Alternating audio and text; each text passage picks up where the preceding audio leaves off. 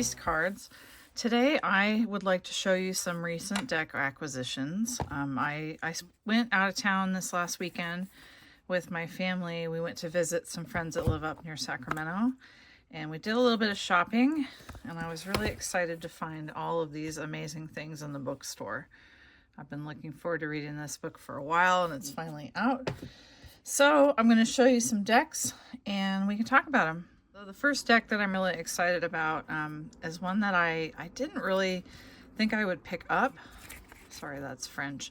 It's the Chicoli Oracle. So if you saw my last video, you know that I'm working with the Chicoli Tarot right now for the Drop 'em 78 challenge. And I felt like that was kind of just a sign that this came across my path at the bookstore. It was sitting right there used. I do like to pick up used decks whenever I can. These are the backs. I haven't read with this yet. I don't know if I even put it in order, but I wanted to flip through.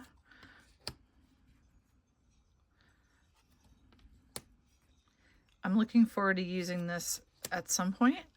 I know other YouTubers have written the keywords on the cards. I'm not sure what I want to do. I am working with the Chicoli Tarot to really build intuition during the Drop 'em 78 challenge. So I feel like writing keywords on it is not what I want to do at this point. But since it was a used deck, I'm more inclined to do so. Now that I've seen two decks by this lady, I see some kind of overlapping themes, like a little white-haired princess in a tower. There's always girls riding insects. There's another like creepy eating kind of card. Well, Alice in Wonderland there. This kind of setup is something that also occurs in the tarot. I think it's the Four of Pentacles. It's a little upsetting.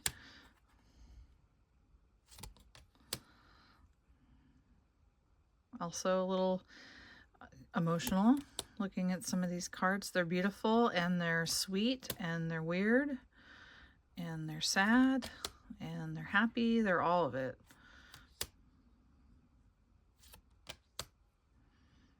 And the little bunny character seems to recur. I like that card a lot. I've seen this lady before in the tarot as well.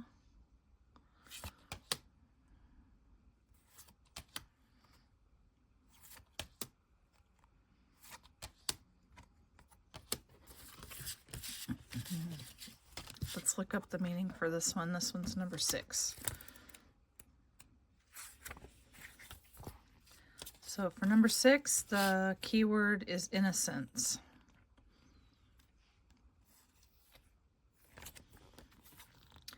And then for each card, there's a light and a dark reading. I'm assuming that's like, you know, upright and reversed. I don't know, with oracles, I don't usually read reversals, but it's cool that that's there. And I do like this. Cynicism doesn't protect you, it just hardens your heart. I just saw this last card stuck in the box, so there it is, number 29. Interesting. The next deck I want to show you is the Water Crystal Oracle. This is by Dr. Masaru Emoto. He wrote this book called The Hidden Messages in Water, which I actually have at one of my schools. It's a book I loan to kids. It's really interesting. So his whole thing was that, like, water picks up energy, right? Everything is a vibration. Everything picks up energy. And so he did this study where he said like nasty, mean things to water and then froze it. And then he said wonderful, sweet, amazing things to water and froze it. And when you look at the crystals under the microscope, you can tell really different things. So these are like individual snowflakes. They're beautiful. I'm not going to show you all of the backs. We'll just look at some. Like this one is healing, release. I knew that. Thus, hope. Hope is beautiful. And so you can see all the different variations in the color, in the shape, in the patterning. They say that no two snowflakes are alike, and that's true, but it's really interesting to think about how this works with our bodies, because our bodies are so much water. And if we spend our time saying not nice things to ourselves or being around not so nice people, think about what that does to the water inside of us.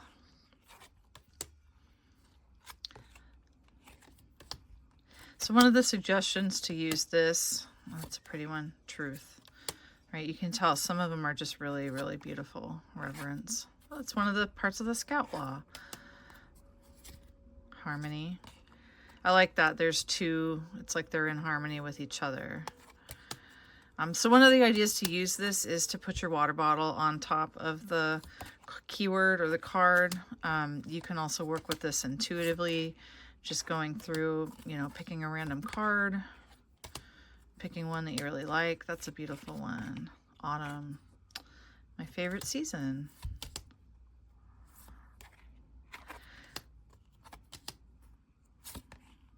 Dolphin, interesting. So this is going to be a really unique deck in my collection. I know that there's information about how the cards are divided. Like the cards are different colors. So this has to do with healing. These are words that have to do with power. I haven't really gotten that far yet. I just thought that it looked really cool. It's a deck I've never seen anywhere before ever, even on Amazon. And it was used. It was like $8. So that's worth picking up for me. Last but certainly not least, I took a chance on 2 tarot decks that I haven't seen either. I was able to see some pictures of these 2 online, and I like just kind of generally what I saw. The price is right, so I haven't pulled the trigger. So this one's called the Wandering Moon Tarot. This is an indie deck that came from Etsy. I think I have a legit copy because I was reading online that the legitimate ones have like actual foiling on the box. I don't know if you can see that. It did come without a guidebook, but I was able to pick up the PDF guidebook on the Etsy shop for like $5, so that's fine. The deck comes with a couple of extra cards in the majors, and including a little like a prayer card or an altar card that you can put somewhere that's significant to you. The backs are beautiful. I hope you can see the kind of like reflective foiling. Now, I have a thing about black and white decks. I don't usually buy them, and if I do buy them, I tend not to work with them. So you might be thinking, hey, Katie, what are you going to do with this deck? Well, I decided to give it a shot. I like how clean and simple the art is. Cool Hierophant. That's my birth card, and I get so tired of all the like Pope crap.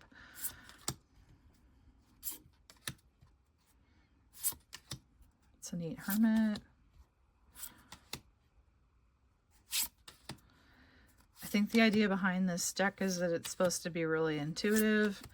It's supposed to be really beginner friendly.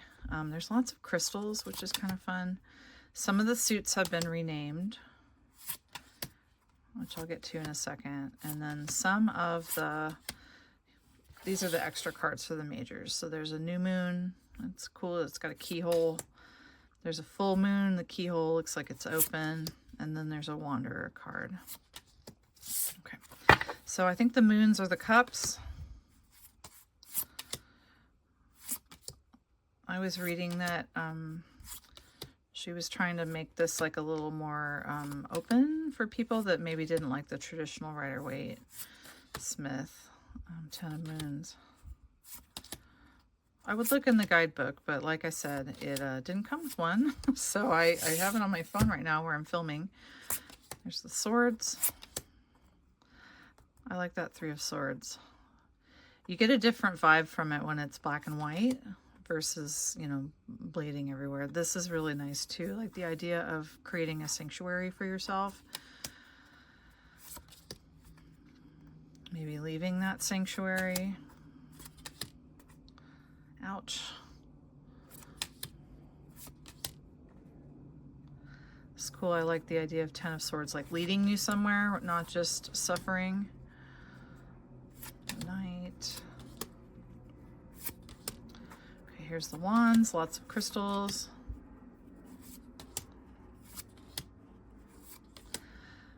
Lots of kind of top of the mountain to you imagery. I'm not sure how this one's going to read, but even if it doesn't become like my favorite reader in the whole world, I still thought it was worth picking up. Okay, and then the Ace of Stars. Maybe this is the cups. I don't know. Take a look at the Etsy shop and you'll figure out which one it is.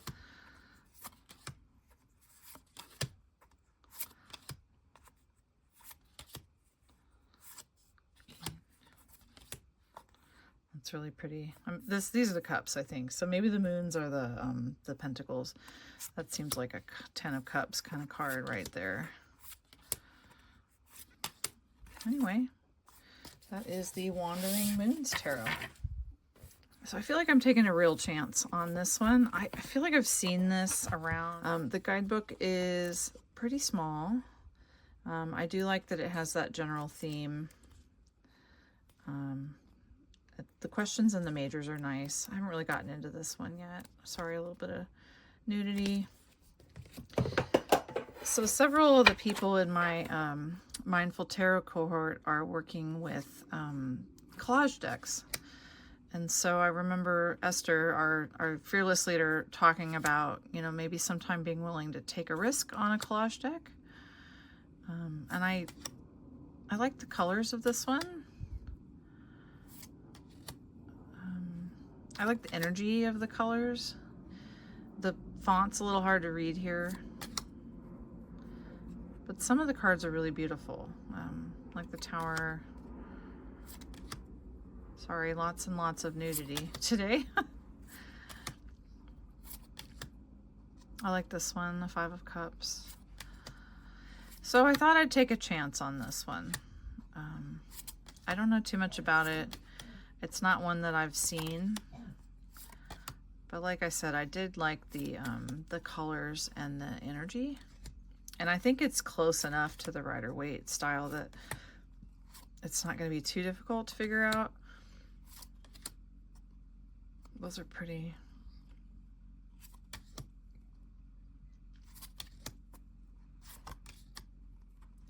So I'll probably interview this one in the next couple of days. And if you've worked with this is the Uncommon Tarot. I'm curious. Let me know in the comments what you think. Is this a favorite?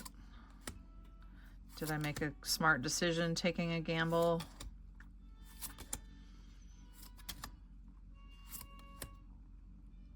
Sorry, these are not in order. Oh, that's cool, the moon. Cheetah is one of my, like, companion animals. I like that strength. That's beautiful. My friend Vervain, she's called at Vervain and the Roses. She's done some like collage style artwork like this where you could get it as a phone background. I'll see if I can link to her in that. Oh, it's Alchemist. All right, so some of the titles of these have been changed too, but that's Temperance. It's cool cats.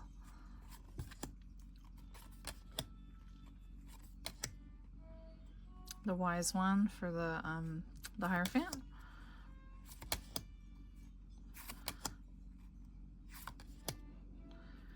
I don't know, it's interesting. I'm not sure that this would ever become my favorite reader. This might be one that I would put into my basket case, which is decks that I've broken up just to put individual cards into a basket that you can pull from. Like that. Anyway, or I might look at this one as like a card at a time. So I'm curious to know what you think. Something new on the channel, I'm going to talk about a book. You guys know I'm a school librarian. I have a degree in English. I used to teach high school English, and I am a huge, huge reader. So Lisa Papez is one of my favorite YouTubers, and she's written a couple of books. This is her new one. It's about how to like kind of unlock the tarot. Death is ending. Let's look at a couple more. The world completion. Okay. Talking about numbers. So there is some good stuff in here if you're a beginner. And it's also nice to see a card. So if you have an example. Commencement. Oh, I like that for the Three of Wands. You know, the English person in me, the English teacher, I used to teach a lot of vocab. That makes me happy. I do like keywords. Overwhelm. So this might be one that you want to check out. I haven't read it yet, but it will go on the top of my TBR stack, which maybe I'll show you in another video. Anyway, thanks so much. I hope you enjoyed this one. I hope you saw something that you thought was cool. Stay tuned for another video. Take care. Bye-bye.